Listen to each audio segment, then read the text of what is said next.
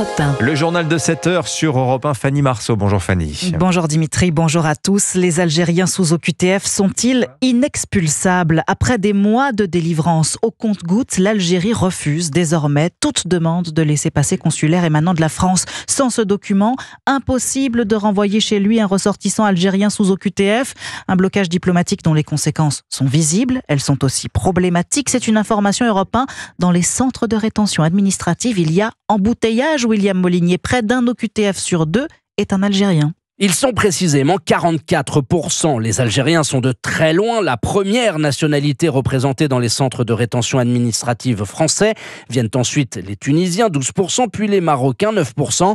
Selon des chiffres de la place Beauvau, qu'Europe 1 s'est procuré, 725 clandestins algériens étaient retenus à la mi-mai dans l'ensemble des CRA du territoire, tous en attente de leur expulsion. Dans le détail, 11 d'entre eux ont des profils radicalisés ou sont connus pour des affaires de terrorisme. Ces étrangers sans titre sont prioritaires pour être expulsés, sauf qu'aucun laissez-passer consulaire n'est délivré par l'Algérie. Résultat, ces ressortissants algériens encombrent et bloquent près de la moitié des places en CRA pendant plusieurs semaines, alors même que la stratégie de Bruno Retailleau pour expulser davantage de clandestins repose sur l'accélération des flux à l'intérieur de ces centres de rétention.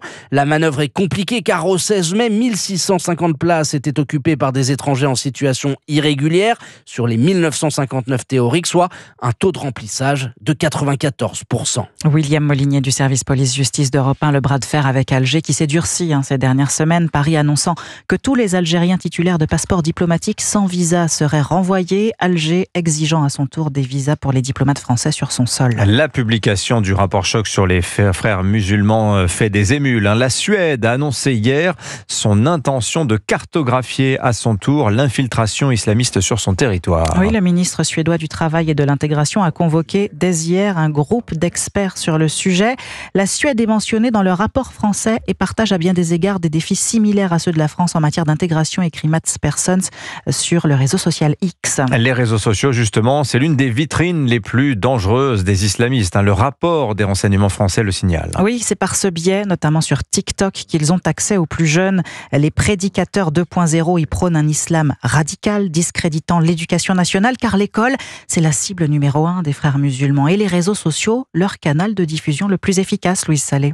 Oui, cela s'est vu de manière importante à la rentrée 2023 avec l'interdiction de l'abaya. Des prédicateurs ont trouvé des relais auprès de TikTokers invitant les élèves à protester contre cette mesure. Je veux toutes vous voir en longue robe à la rentrée. Sur le réseau social chinois, plusieurs comptes s'adonnent au prosélytisme religieux, comme Cœur d'Islam, 400 000 abonnés qui contestent l'école républicaine et laïque à l'aide d'une voix générée par un ordinateur. Tout le corps éducatif va s'allier pour discriminer et harceler les filles de confession musulmane. Ce qui est recherché derrière cela est bien évidemment la destruction de l'identité du musulman. Yanis Roder, prof d'histoire géo dans un collège de Seine-Saint-Denis, remarque que certains discours religieux s'invitent de plus en plus en cours. Je me souviens d'une discussion où les élèves discutaient de savoir si écouter la musique était quelque chose d'illicite, c'est-à-dire de haram, ou de licite. Et ça, c'est quelque chose, si vous voulez, qui circule sur les réseaux sociaux. Alors c'était, je crois, la période du mois de Ramadan, ce qui a d'ailleurs déclenché des problèmes dans un cours de musique à ce moment-là, puisque des élèves ont refusé de chanter. Donc, ils sont influencés, ils contestent les enseignements, parfois en refusent certains. Selon le rapport paru cette semaine, les atteintes à la laïcité qui augmentent en milieu scolaire sont alimentées par l'activité des prédicateurs en ligne. Louise Salé du service société d'Europe 1. Vous écoutez Europe 1 matin, il est 8h05. Les tracteurs de nouveau de sortie sur les routes. Depuis le début de la semaine, les agriculteurs font monter la pression. Oui, la FNSEA appelle au blocage des axes routiers autour de Paris pour une durée indéterminée à partir de lundi, date du vote de la proposition de loi qui visait à lever les contraintes des agriculteurs. Un texte qu'ils estiment vidé de sa substance, dénonçant une trahison de l'État. Bonjour Maximilien Carlier.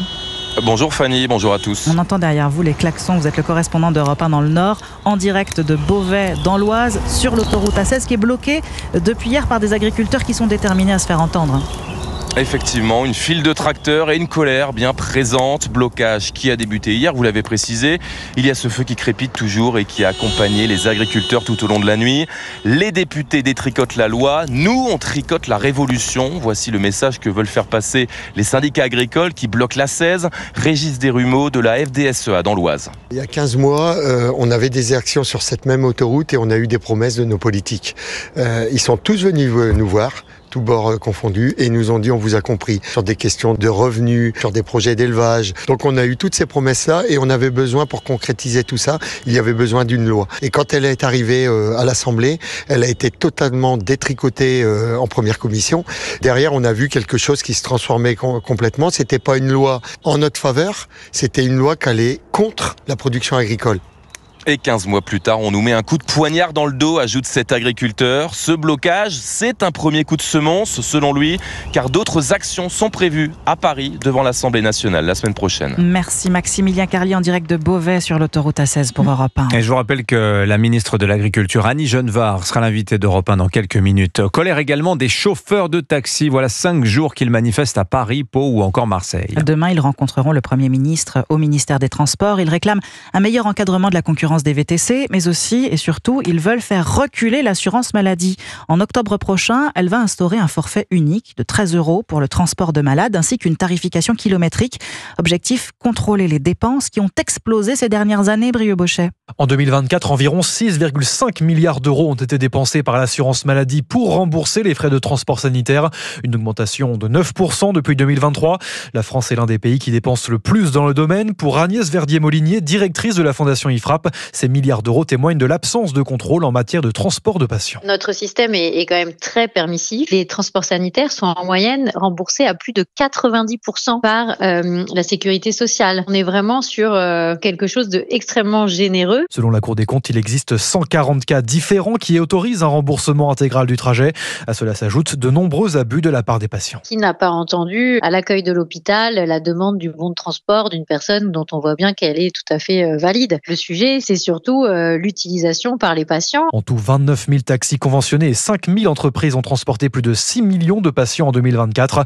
Épreuve d'un marché très lucratif, certaines licences se revendent jusqu'à 300 000 € alors qu'elles sont délivrées gratuitement par l'administration. Brieux Bochet du service économie d'Europe 1. Ce matin dans le Parisien, aujourd'hui en France, le patron de l'assurance maladie se veut plutôt rassurant. La grande majorité des taxis seront gagnants, assure Thomas Fatome. Et plus que 4 jours de débat sur l'aide à mourir. Vote solennel mardi prochain à l'Assemblée. Hier, les députés ont voté de nouveaux garde-fous pour éviter toute dérive. La décision sera collégiale. Un médecin devra convoquer une réunion avec à minima un spécialiste et un soignant qui donneront leur avis. Pas de quoi rassurer certains soignants et proches d'aidants qui appellent à un rassemblement statique demain 14h près du Palais Bourbon. Et puis Europe 1, radio officielle de Roland Garros. Ça y est, on connaît les affiches de l'édition 2025. Le tirage au sort a eu lieu hier, porte d'Auteuil. Premières affiches tricolores dès dimanche. Caroline Garcia, Bernarda Pera, Gaël Monfils, Hugo Delien. Antoine Bienvaux, le tableau s'annonce difficile pour les joueurs tricolores. Oui, tirage au sort corsé pour les Français et notamment pour Arthur Rinderknecht, opposé au premier tour au numéro 1 mondial Yannick Sinner. L'Italien pourrait ensuite croiser la route d'Arthur Fils dès les 8e de finale.